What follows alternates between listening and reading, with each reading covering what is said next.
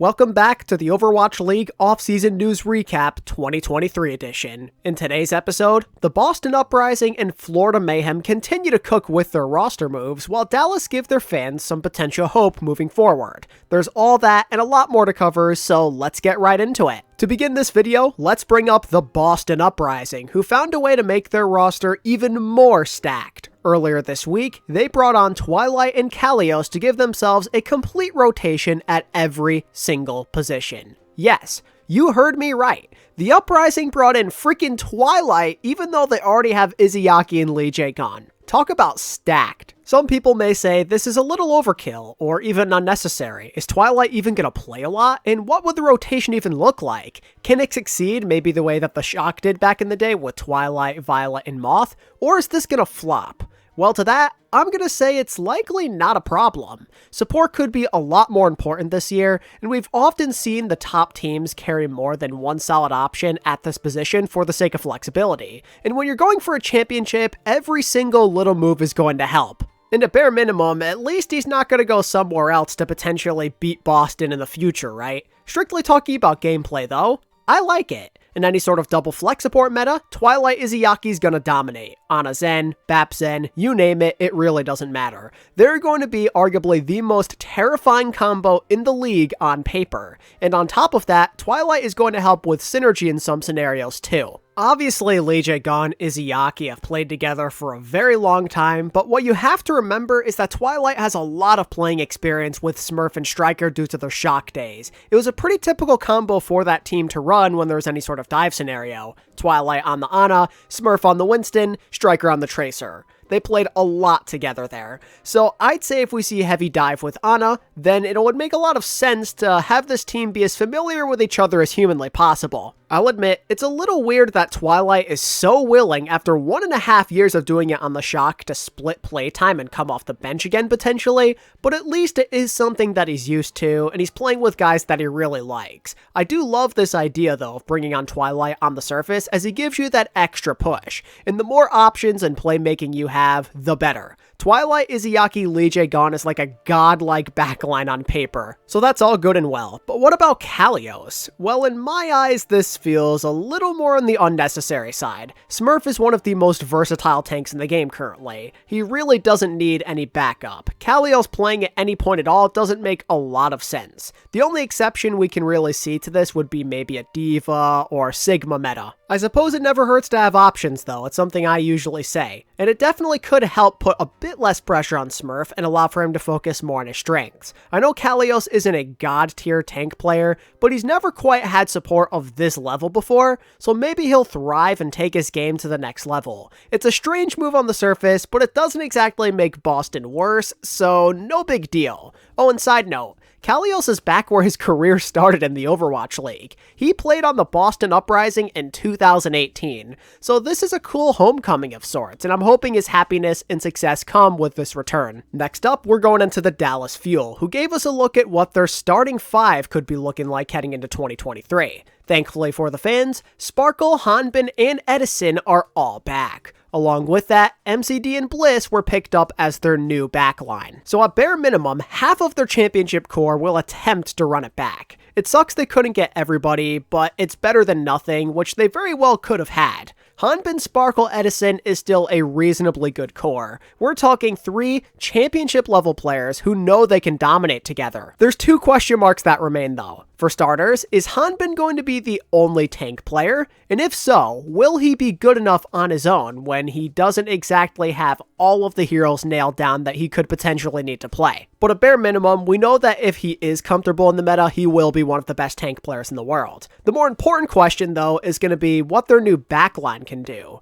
Can they support the way that Chio and Fielder did? Like, Bliss and MCD, they're definitely not bad, but to expect them to be a top tier backline in the league might be a little much. MCD has proven that he can be good, but not necessarily great. So there's a solid chance he could end up being a downgrade this year. Although to his credit, he's never played for a team this good before, and also in his defense, Sparkle Hanbin and Coach Rush, who is also coming back, are all people he has worked with in the past. MCD used to play on that same Contenders team, Element Mystic, so the synergy should be pretty good right off the bat. The scary thing though comes through if he can actually be good enough from like a talent standpoint. If he can't be anything more than good, then Dallas are sadly going to regress because Fielder was just that amazing. If we're talking about Bliss now, there's maybe a bit more reason to be excited. Obviously, main support rookies are always a shot in the dark, but Bliss comes from the Korean Contenders powerhouse O2 Blast and is one of the most hyped up support prospects in this rookie class, as quite a few teams were possibly looking to get him during this offseason,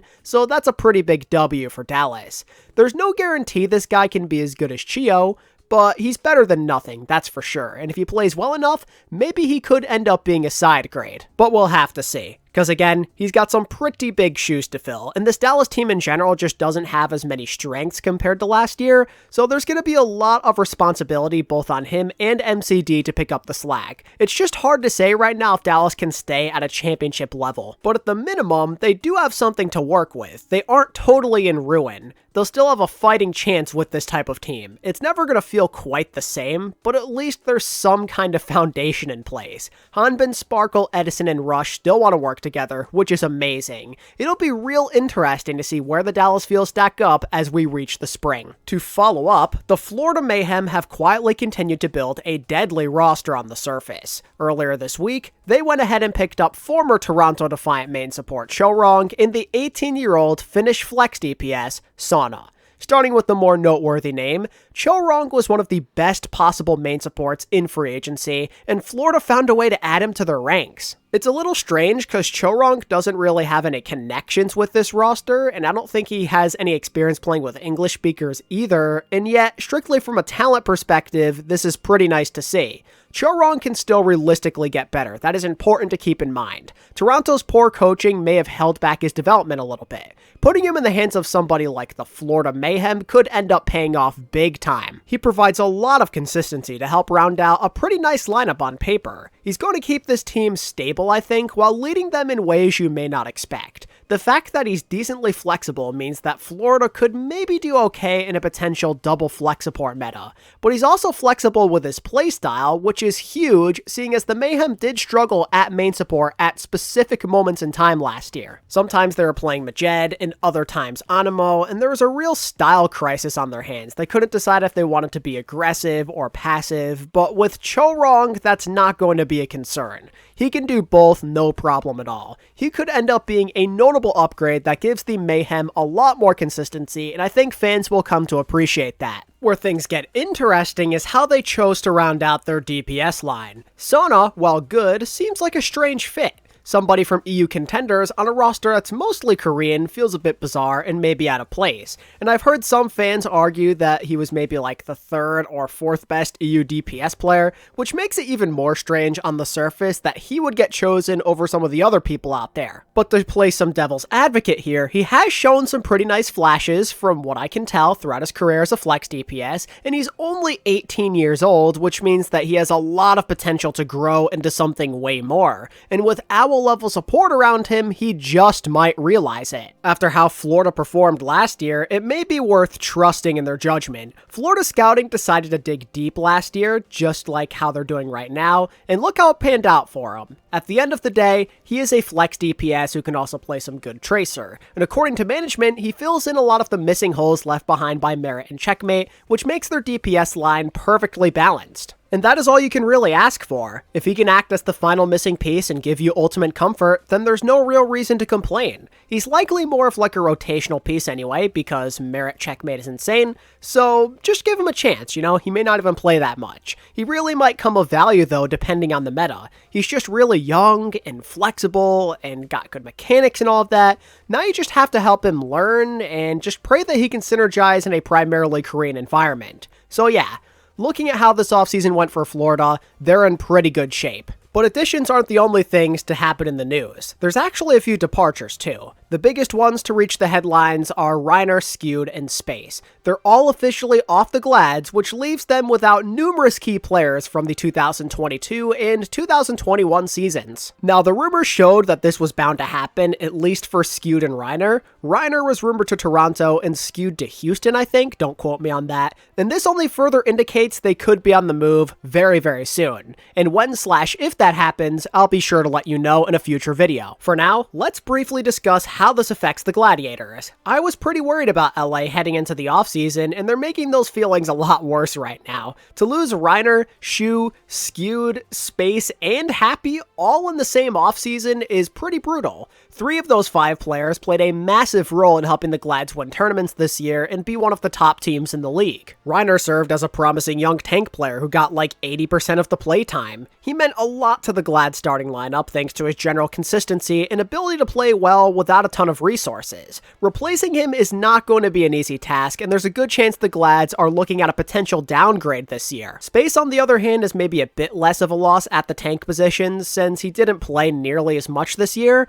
but when he did, he still was relatively good. Space proved that he still can be a good player, he's just not what he used to be. It's still worth praising him for sure though, because he did a lot for the Gladiators as one of the more consistent off-tanks in the league the last 3 or so years. Then there's Skewed. While more of a rotational guy, he has always come up clutch for the Glads the last 2 years. He's been the best brig in the game arguably throughout that time span, and the deadly combination that he provided with Shu was crazy important to LA's ability to win tournament matches. Skewed does not get enough credit. Sometimes people don't appreciate him, and I think those fans will quickly learn to miss him with how the Glads potentially perform in 2023. Losing Reiner and Skewed is a pretty big blow, and it only further warrants concerns for the LA Gladiators. It would seem that their championship window is finally starting to shut. They found a lot of success these last few years, but it always felt like they could have done more. You could win the big tournament games, but when it came to the playoffs, they just couldn't get it done. It's a pretty tough end to a really fun era to watch. Let's keep on the subject of goodbyes. Keeping it rolling, you've got the Hangzhou Spark, who both let go of Superich and Pineapple. It seems a little weird to release them this much later than the other guys they got rid of, but sometimes plans do fall through, or they change. With these releases, the Spark are down to only Shy and Gushwei on their roster, and given the uncertainty of the APAC region as of right now,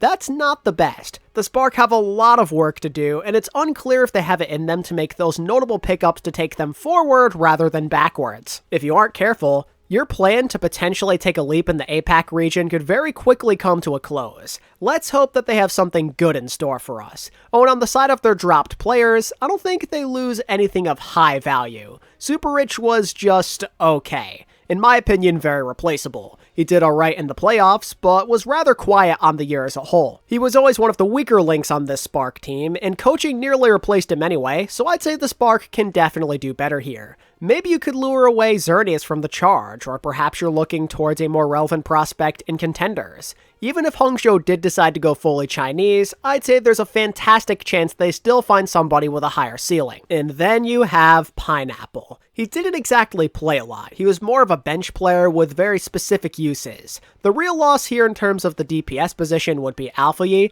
but I really did like how Pineapple played whenever he did get the chance. He showed off a fairly impressive tracer that helped the Spark make a playoff push late in the year, and it still felt like there was room for him to grow. It's kind of disappointing to see the Spark not give him that opportunity. But as the saying goes, the show must go on, and where the Spark go from here should be very entertaining to watch. And lastly, as we stay in the APAC region, the Shanghai Dragons finally broke their silence by announcing that Coach Moon is coming back for a new season. For Shanghai fans, this at least makes the hurt a little more bearable. It's a new era, but at least you still do have your championship-winning head coach at the helm. Maybe Shanghai really could build back from the ground up quicker than we think. Some people forget, despite the memes, that Moon actually does have a keen eye for talent. He is the one that fully believed in Izayaki all the way back in 2018 and never gave up on him, and look how that turned out. And he's also the one who discovered the potential of KSF and had nothing but high praise for him when nobody else did. And now he's going towards the potential territory of Korea, which could be pretty awesome considering all of the amazing hidden gems out there.